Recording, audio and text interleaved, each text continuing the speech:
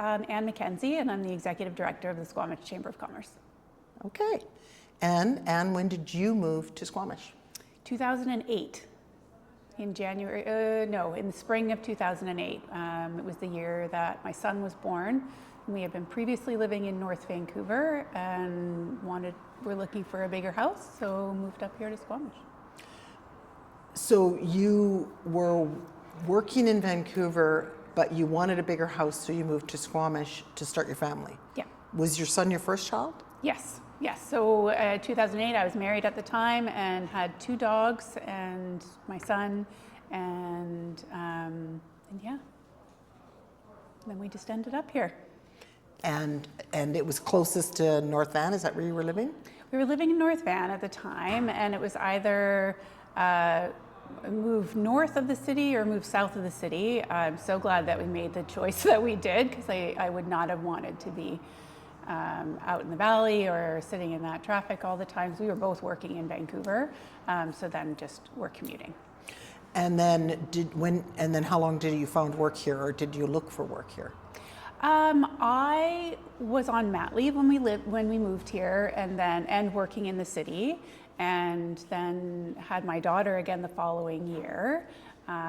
So was on mat leave again, so it made it really easy. Mm-hmm. And then I was commuting until 2014 when the Sea to Sky Gondola opened, and I was driving back and forth up that highway every day, driving past, watching that development go up. And I worked in hospitality at the time, and was just, every time I would drive past it at 11 o'clock at night, coming home from work, thinking this would be so much easier if I just worked there. Mm-hmm. So I did. I harassed them until they gave me a job. And then, at the gondola? Yeah. In 2014? In 2014, so I was part of the opening team there. Ah, yeah. Excellent. Yeah. So what were you doing, what was your industry prior to, like what were you? Yeah, most of my career has been in hospitality, so I worked for Fairmont Hotels and Resorts for 15 years. And I was working at the Fairmont Hotel Vancouver. Oh, excellent. Yeah. So then you worked at the gondola until the chamber? I worked at the gondola until 2019, so for 5 years, and then it was kind of time to hand it over. So it felt like invested a lot of time in building up the business there, and then you start to see a lot of those folks who were part of the startup team move on, and then someone else comes in and carries on the work. So it felt like the right time. And then that was my first job with the chamber. I was working with the Whistler Chamber of Commerce. Gotcha. Yeah. Okay. And then how long have you been at the chamber? 2 years. Okay, so 2024. Yes. Okay, perfect. Now, tell me about raising children in Squamish. Oh, it's been great. Yeah. It's been so great. I look at them and I think, you're so lucky. You're so lucky that you got to grow up here. And now I want them to go away and realize how lucky they were, and then eventually come back. This is the plan. I don't think they know that yet, but that's my plan for them. No, but it was just, I grew up in a pretty small town in Nova Scotia. So kind of navigating all of these various neighborhoods in Vancouver. I think I've lived in pretty much every neighborhood in Vancouver, and never really felt like home until I moved to Squamish. And I was like, oh, this is nice. This feels more like home to me. And then just to have the kids and be able to be outside and run into people you know every time you walk down the street. And like, that's the kind of community that I grew up in. So it was really fun to be able to do that for them. I'm going to come back to what makes it feel like home, and you've answered that partially, but I want to talk about, so then what activities were your kids in when they were here, when they were growing up? They really quickly got into skiing. So they've both been skiing since they could walk, basically. And then all the outdoor stuff, all the skiing and the mountain biking and the climbing. When they were wee little, we were at Brennan Park almost every day. They used to run the Little Sneakers program, so we would be there. My son is very active, always has been from the day he was born, and he would wake up and the first thing he would ask me every day is, what are we doing today? what are we doing today? I'm like, okay, well, first I'm having coffee, then we'll talk. And then we would go and find an activity or something to do, and then come back home. And he's like, okay, now what are we doing? I'm like, oh, no. We've already done the thing that we're doing today. We're done now. But yeah. What about you? What are your pastime things? I used to be a long distance runner, trail runner. My knees no longer allow me to do that, sadly. So I still try and get out for hikes, things like that. And I read a lot. What are you reading? Right now, what did I just finish? See, this is what happens. As soon as I finish a book, it goes out of my head. Poof. I read a lot of nonfiction. So I just finished Theo of Golden, which is really good. How was that? It was really good. Do you have a book recommendation? Like, do you have one that sort of sticks out as? Oh my gosh, I can't. I could talk about books all day long. I could have like a whole So give me one list. or two that just sort of. I just finished. It's an Australian author, M.L. Stedman, who wrote The Light Between Two Oceans, which was very good. If you haven't read it, you should. And their second novel just came out. I can't remember what it was called. See, that's what happens as soon as I'm done. It goes out of my head. But anything, I love stories about families and complicated families. Yeah. You're not part of a book club? No, I was part of a book club when I first moved to Squamish, and they kept getting mad at me because every book they chose I had already read. No. Yeah. Well, yeah, I guess that can happen. Now, when it made you feel like home, what was it about Squamish that made you feel at home? As I said, I lived in so many different neighborhoods in Vancouver, and I felt like I could never meet people. Like, people didn't make eye contact when you were out walking on the street. They didn't say hi to you. And like, when I say I grew up in a small town in Nova Scotia, like, my parents knew everybody in town. And when they went to the post office or the bank, because you still did those things in those days, you went to the post office and the bank or the grocery store, like, it was a conversation. You talked to everybody and you asked them what was going on and you got the updates in their lives. And so I think I missed that. And I felt like when I moved to Squamish, it was still pretty small then. We were like around 16,000 people. Squamish was like that. And I think it still is, even though we've grown to a larger population, it is still very much like that. It's you say hi to the people that you see at the grocery store and you have a little chit chat while you're checking out or whatever it is. And that's what makes it feel like home for me. So it has changed, I guess, then since 2008, because 2008 would have been just pre-Olympics. Yep. So what are those changes, and are those positive changes in your opinion? Yeah, I mean, I think good, and you kind of have to take the good with the bad. Like, I think back to 2008 when I first moved here, there were a lot of businesses that were trying to make a go of it then, that were probably just a little bit ahead of their time. We didn't have the population threshold to support them. So I think about the restaurant like the Burrow that used to be down on Tantalus Road, where we used to have a fish market, and all these businesses that now, if someone were to try and open them with a population of almost 30,000 people, we have the threshold and we have the people that live here with the disposable income that maybe they would have succeeded. So that's one thing. I do think that's encouraging that we have that population that can support small businesses locally. But then of course it's the pinch on our infrastructure. It's the sitting at the light for 5 turns to try and get across the highway. It's just more people in the same space, right? So you just kind of have to navigate those pinch points. Since you mentioned business in Squamish and you are the executive director of Squamish Chamber of Commerce, let's talk about business in Squamish. So let's talk about Squamish Chamber. Yep. What does the chamber do? Okay. Who did they, tell me about the chamber. Yeah, so the Squamish Chamber of Commerce is an association that represents businesses in Squamish. So it's our job to provide resources and workshops, educational programming, and most importantly, advocacy for businesses in Squamish. So if there are things that they're bumping up against either at the municipal level or provincial or even federal, then then the chamber can at least learn more about it and see if we can support. What issues are you working on currently? So we recently circulated our member survey,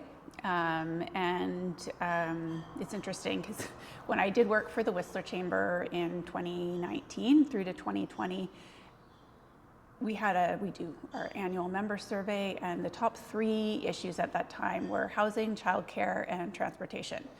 And we just conducted, 6 years later, just conducted the same survey here in Squamish. And the top 3 issues are housing, childcare, and transportation. So you can see that those things are always issues that impact businesses locally. Specifically, I would say the biggest one right now is housing. So it's really hard for businesses to grow or to hire if there isn't anyone if they don't have anywhere to live, then they can't work here. Yeah.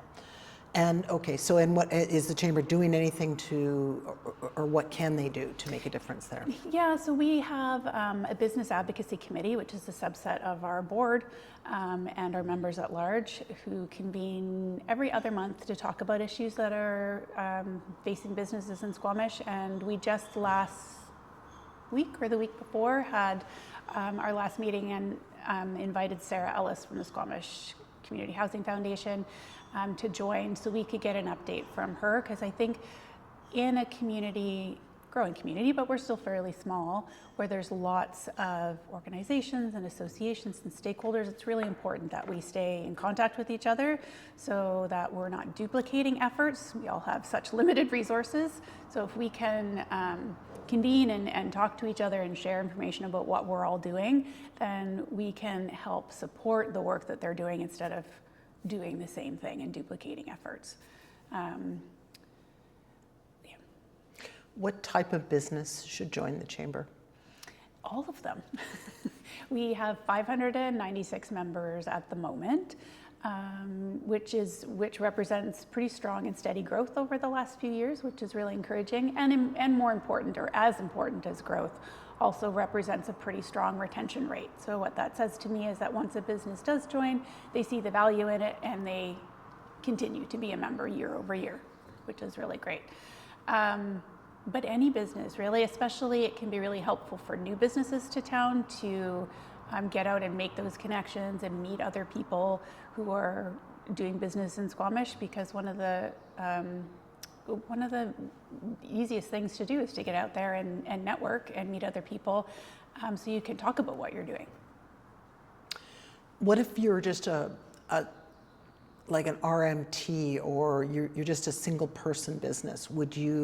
Would there be a need to join the chamber in that situation? I mean, absolutely. I think oftentimes when you are a solopreneur, if it's just you, it can be a little lonely, especially with the increase in remote workforces and people working from home. So I think you need that connection and you need to get out and see other people.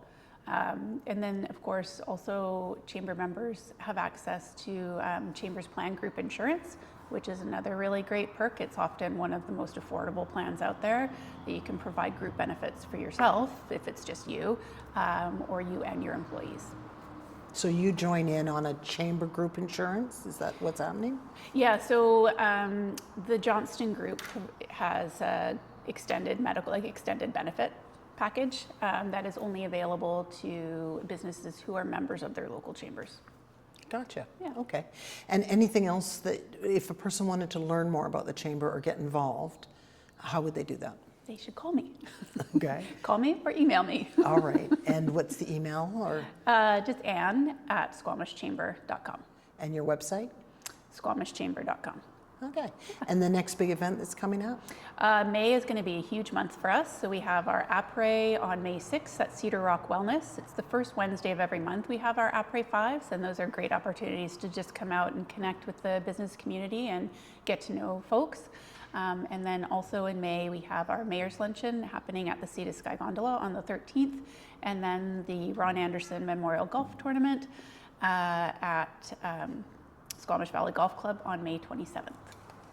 What would be your favorite recommendation for food? What's your favorite go-to restaurant? Oh my gosh, that is a hard question because there are so many great restaurants out there and I don't want to play favorites. But why don't I say instead of favorites, some that I've been to recently. So I was just at the Broken Seal last week and had delicious cocktails and snacks. And then second most recently, I was just down at Autostrada in Britannia Beach. And it's really exciting to see all the new businesses that are popping up down there. Okay. Now, what about if you had an out-of-town guest? Where Yeah. would you take them? Ooh, I would definitely take them up the Sea to Sky Gondola because that is a beautiful bird's eye view of Squamish, and it's an easy way to get to the top of a mountain. What is your favorite walking trail? I live downtown Squamish, so I really love the estuary trails. I do get a little nervous at this time of year with all the bears waking up.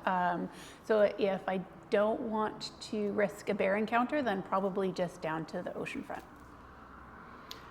I was going to ask you your favorite neighborhood and why. I love downtown. So I've lived downtown since the kids were probably 6 and 7.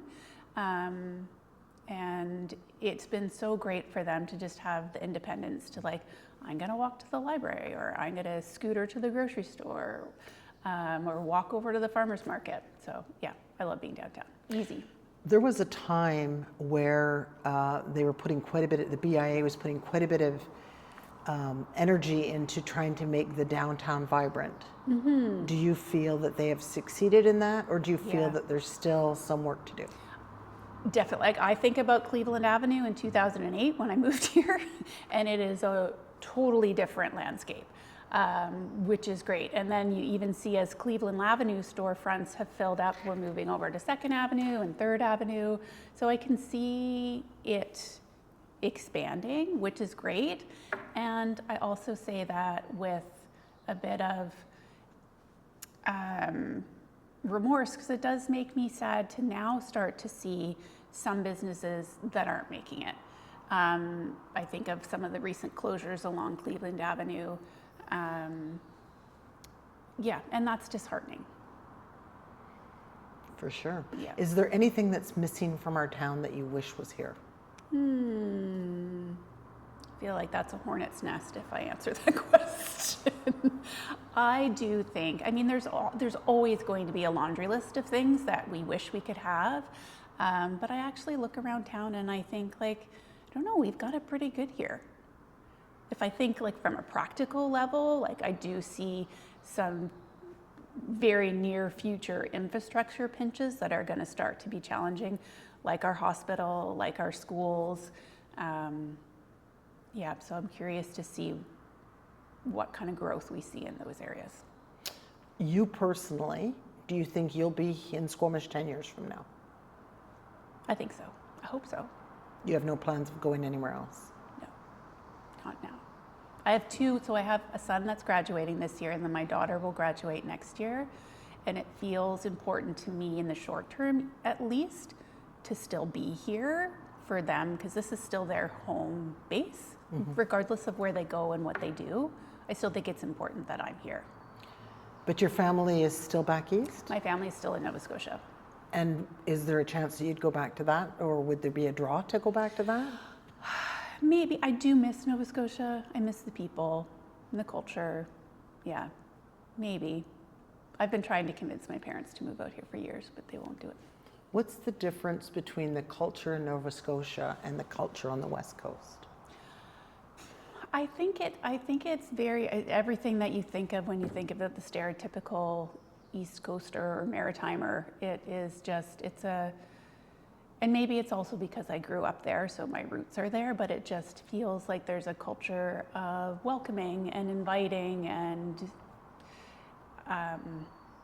supporting, which I will say, to be fair, I do feel in Squamish. Yeah. Some people say that Squamish isn't very welcoming. So it's great you did find it welcoming. Yeah. What did you do to connect initially? Well, it's interesting. I also think it probably depends a lot on what time of life you're in when you move here. Like I moved here when I was starting my family and when my babies were little, or I only had one, and then Zoe came along the next year. But I think that makes a huge difference because I connected with so many women who also had brand new babies, and when you connect with people at that point in your life, you're like, it's a bit of a life raft. You're like, help. And you form like really deep connections that way. So I think it has a lot to do with the time of your life. And now you're meeting people through the chamber all the time. Yeah, absolutely. So yeah. that's why you're seeing everybody at the grocery store and such. Yeah. So if you had advice for somebody about how to connect in this town and they didn't have a baby, and they didn't have if they had a business, you're going to say join the chamber. I am going to say that, yeah. And if they didn't have a business, would they still come out to the chamber events? I mean, absolutely. You still come out to the events. We have a lot of fun. And there are a lot of things going on in Squamish these days. Like there's all the programming at the Brackendale Art Gallery. There seems to be so much going on, and so many in like various different pockets based on what your interests might be. Okay. Now, do you have any life advice that you either received or that you live by or that you try to come back to that you would like to share? I mean, my two personal values that are most important to me are kindness and respect. It's how I've raised my kids. It's how I treat everybody in my life. And it makes me really mad when people don't treat people with kindness and respect. That is my moral compass. And then the best piece of advice I've gotten, and I actually knew you were going to ask me this question, and I meant to look up who said it, and because now I didn't, and I'm not going to remember who to attribute this quote to, but it is the best way to predict the future is to create it. Yeah. Okay, that's a good one. It was a good one. Yeah. Okay, anything else that you would like to talk about, Anne? Anything that I haven't touched on that you would like to discuss?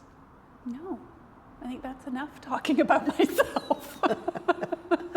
Okay, so I'm going to look forward to meeting you out there in Squamish. Yeah. And I'll just wave and say hi. Every time. Thank you. Thanks, Denise.